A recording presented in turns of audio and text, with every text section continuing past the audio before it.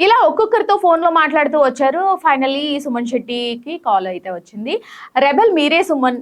Chits ద్వారా మీకు కొన్ని నేను సీక్రెట్ టాస్క్‌లు ఇస్తాను. వాటిలో ఎక్కువ టాస్క్‌లు మీరు విజయవంతంగా పూర్తి చేస్తే మీరు కంటెండర్ అవుతారు అని చెప్పి, అలానే మీరు ఈ సీక్రెట్ టాస్క్ పూర్తి చేసిన ప్రతిసారి ఒకరిని మీరు ఈ కంటెండర్ రేస్ నుంచి ఎలిమినేట్ చేయాలి అని చెప్పి పవర్ లభిస్తుంది అని చెప్పారు.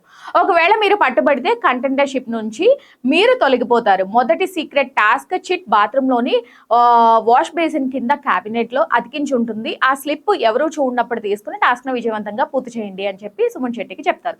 సో దీంతో వాష్రూమ్ ఏరియా దగ్గరికి వెళ్ళి ఆ స్లిప్ ని సంపాదించాడు సుమన్. సుమన్ కి తోడుగా మరో రెబల్ సుమన్ కి లైక్ దివ్య కూడా చేరింది. సో ఇద్దరు కలిసి లైక్ చిట్స్ లో ఉన్న లైక్ చూస్తూ ఉంటారనమాట.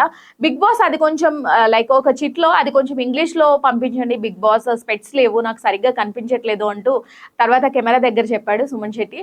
ఇక హౌస్ మేట్స్ అందరినీ టీమ్స్ గా డివైడ్ చేశారు. ఇలా జరుగుతున్న టైంలో దివ్యను కూడా రెబెల్ చేశారనమాట.